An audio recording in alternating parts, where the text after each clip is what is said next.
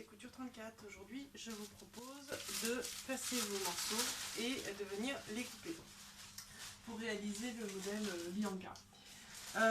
J'ai pris une matière, vous voyez, un petit peu élastique qui a des tresses. Je trouve ça joli et je trouve ça confortable parce que pour ce modèle, il faut rester quand même sur quelque chose un peu style tricot ou élastique. Si vous prenez quelque chose en chaîne et trame, vous allez avoir un souci puisqu'il n'y a pas de pince poitrine.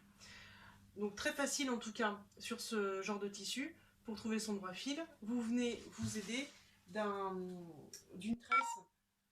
Voilà. Ensuite, vous placez vos morceaux. Donc le devant, il est au pli, souvenez-vous, puisqu'il y a ce petit sigle là. Donc vous allez vous mettre comme ceci. Et le dos, il sera pareil dans le prolongement. Voilà. Vous épinglez tout autour et on va pouvoir après couper. Donc là, je commence toujours par épingler mon milieu devant.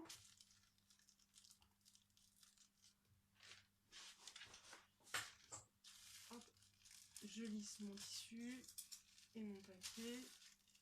J'épingle.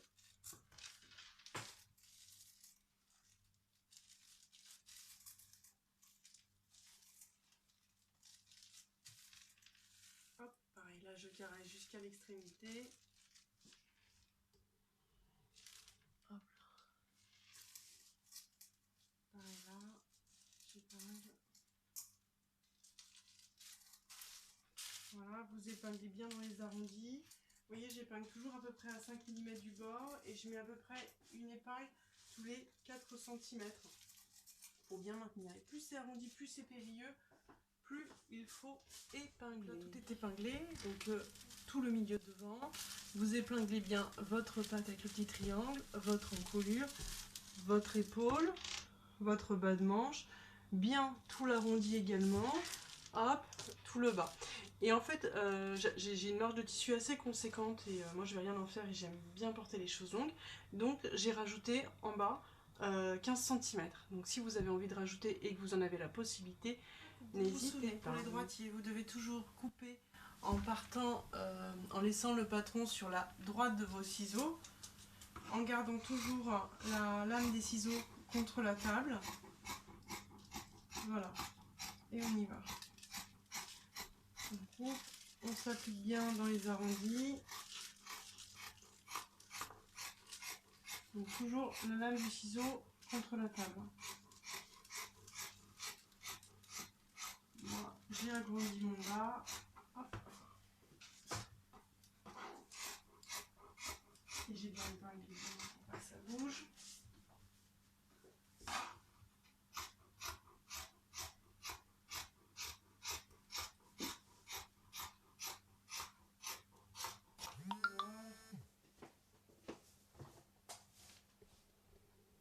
Hop, pareil, moi j'ai agrandi aussi un petit peu ma manche, ma longueur de manche, si vous en avez envie.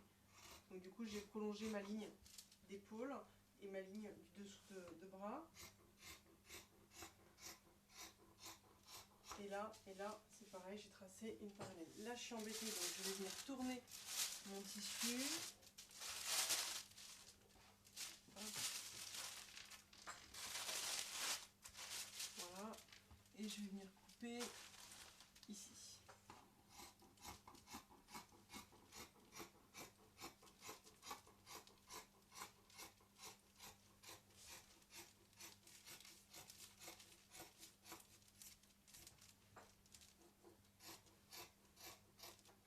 Hop là, c'est bon.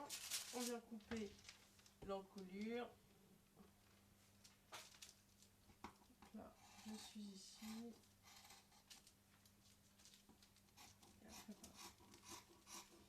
Si c'est pas coupé nickel du premier coup, l'encolure, on s'y reprend à 2 fois, parce que ça c'est pas évident. Là je vais prendre une paire de ciseaux pointus. Voilà, je vais venir couper ça. Voilà. Et là, vous voyez, ce petit bout là, je vais venir le recouper exceptionnellement comme ceci. Voilà. Et on peut désépingler et passer au dos. Donc pour le dos, c'est exactement pareil. On vient épingler tout le tour. Hop, toujours à 5 mm du bord. Et l'agrandissement qu'on a fait, si vous en avez fait un au devant, vous l'exécutez également au dos. Voilà, donc moi j'ai rajouté 9 cm ici, je marque 9 cm là. Voilà, également là, je trace ici, je rejoins mon épaule et mon bas de manche dans la même orientation. Évidemment, je viens épingler pour pas que ça bouge au moment où je vais couper. Voilà. En bas, j'ai rajouté mes valeurs en plus pour rallonger un peu le pull et optimiser aussi le tissu. Sinon, j'allais avoir pas mal de pertes. Hop. Donc ça, j'épingle bien. Tac, les deux épaisseurs à chaque fois. Mon encouleur, c'est pas fait. Hop. Et après, on coupe en gardant toujours le patron sur la droite des ciseaux, ce qui signifie donc que je vais commencer à l'encolure.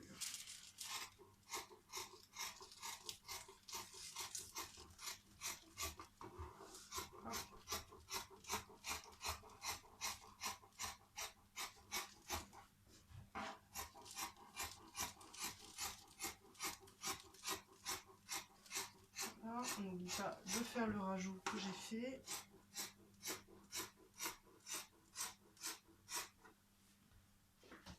Voilà. Ensuite, il va falloir donc tourner le patron pour pouvoir couper le reste. Hop, hop, hop, hop. Voilà, je me remets à plat dans ce sens-là et je recoupe.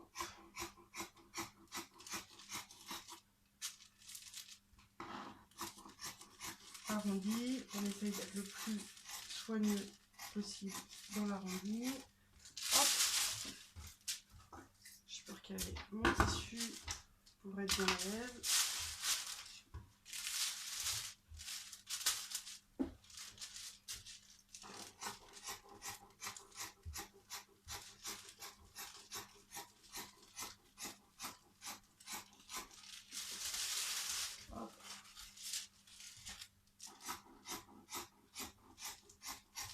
Voilà. Et je coupe mon bout.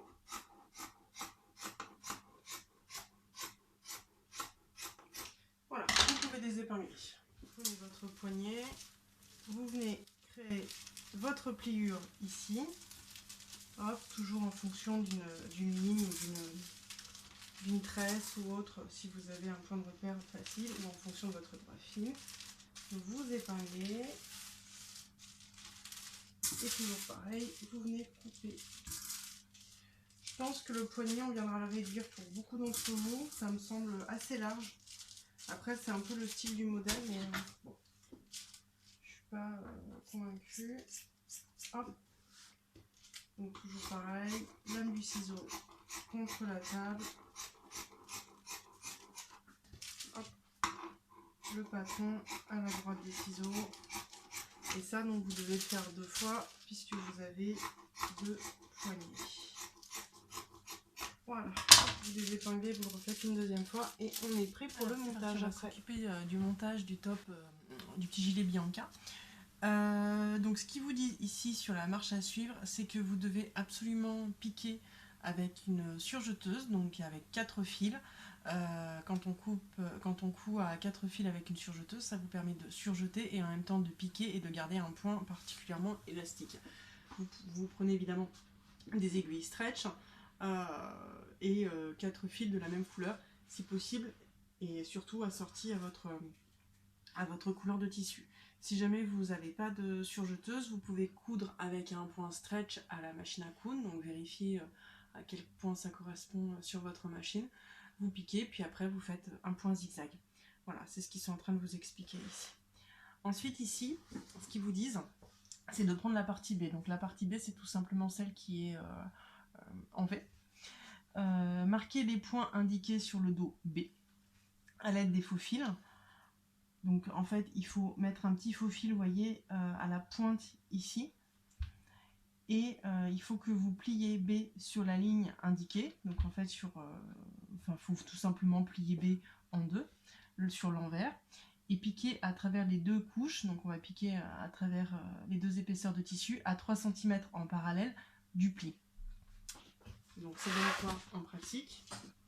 Vous mettez donc vos deux bouts de tissu envers sur envers.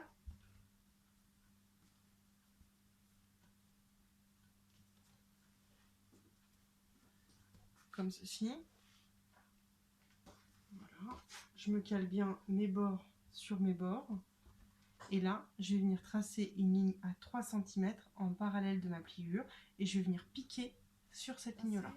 Donc vous utilisez votre règle japonaise. Et moi j'utilise un reste de savonnette. Vous vous souvenez, ça c'est un truc que je vous ai déjà dit, petit truc de grand-mère. C'est pas mal du tout. Le coup de la vieille savonnette, vous voyez, ça me trace une ligne hop, bien blanche. Là.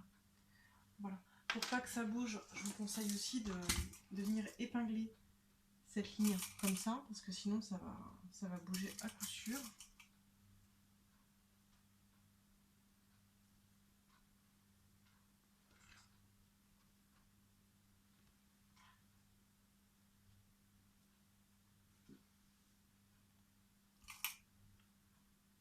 Voilà. Tout le long. Puis après, ça par contre, vous êtes obligé de le piquer à la machine avec une aiguille stretch, bien sûr. Voilà. Ils vous disent quelque chose dans le catalogue là. Ouvrez B et repassez le pli vers la droite. Le problème c'est que si vous le repassez par la droite comme ils vous disent, comme ceci, en fait vous allez vous retrouver, vous risquez de vous retrouver ici avec une finition pas jolie, vous voyez, bord à bord. Donc, et en plus vous vous retrouvez du coup avec une pâte qui devient asymétrique. Moi ce que je vous conseille de faire, c'est mettre le point que vous avez ici, au centre, là, en fonction de la pointe de votre V. Comme ceci. Et ensuite, les deux petites pointes, les deux petits triangles qui remontent, vous les faites remonter le long de votre ligne d'encolure. Pareil de l'autre côté. Et au moins, ça vous permet à ce que votre centre se retrouve centré, tout simplement. Voilà, comme ceci. Donc elle est vraiment écrasée, et là on se retrouve bien sur le milieu devant. Et ça, vous venez le piquer. En bas, c'est exactement pareil en fait. Je viens écraser je vous le refais. Vous voyez, là j'ai ma couture qui est là et mon bord il est comme ça. Là, ici, c'est la tranche, c'est mon milieu. Je peux mettre une petite épingle. Voilà. Et cette épingle là, je vais la caler. Vous voyez, je vais venir écraser ma pâte et je vais la caler, voilà, sur ma couture du dessous. Voilà. Et après, j'épingle ça et je vais le coudre pour le fixer. Je pense que c'est mieux parce que vous aurez une plus jolie finition et ça vous évite aussi d'avoir une pâte qui devient asymétrique. Après, vous pourrez jouer aussi, si vous avez envie, avec votre pâte, vous pouvez très bien la faire tourner d'un côté, hop, puis de l'autre. Vous voyez, ça c'est un truc où vous pouvez un peu vous amuser. Ce qu'on appelle des plis contrariés. Ensuite, vous tournez votre page et ils vous disent qu'on va coudre les coutures d'épaule.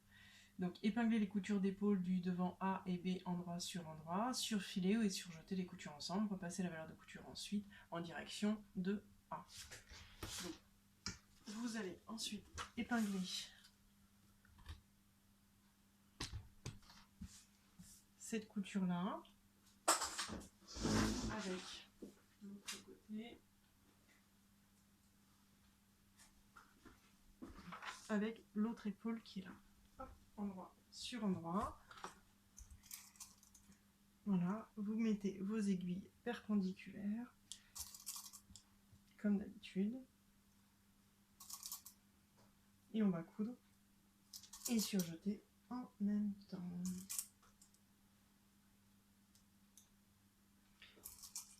Voilà.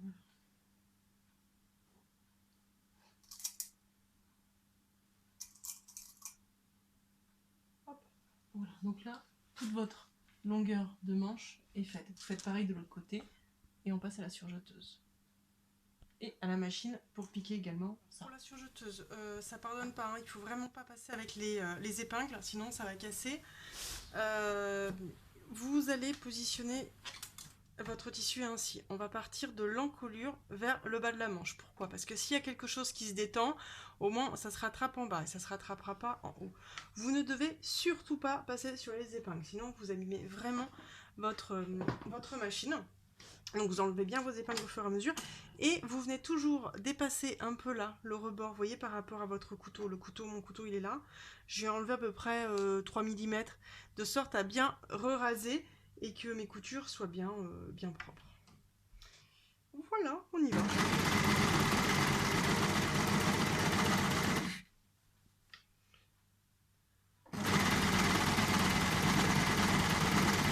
Hop. Donc vous voyez là, ça m'enlève tout ça.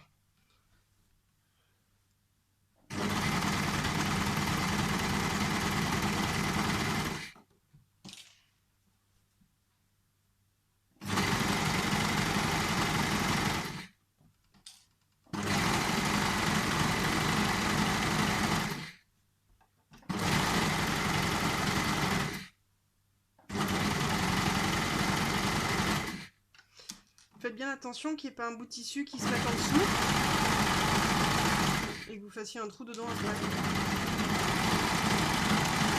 Vous avez vos coutures d'épaule qui sont faites, vous vérifiez bien que ce soit joli et que de l'autre côté, votre finition soit également belle. Quand c'est fait, moi je trouve ça pas mal de faire les dessous de bras de suite. Ça vous permet déjà de voir comment est le volume par rapport à ce que vous souhaitiez. Donc vous partez, vous vous mettez bien endroit sur endroit, hop, les arrondis sur les arrondis.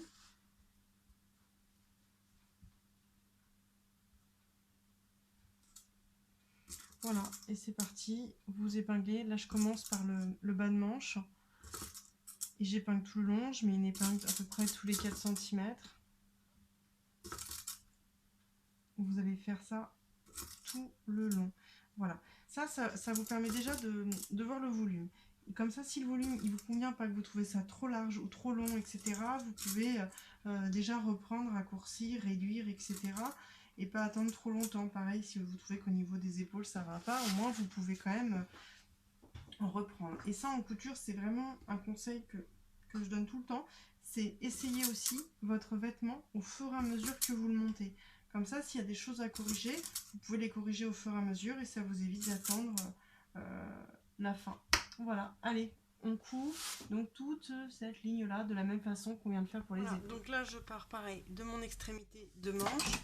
J'enlève toujours un peu 3 mm à peu près. Je fais attention que j'ai pas du tissu en dessous pour pas risquer de faire un trou dans mon tissu.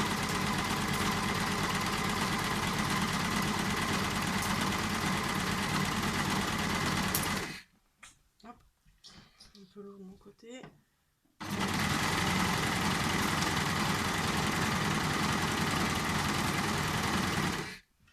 On y va doucement dans les arrondis si vous avez besoin.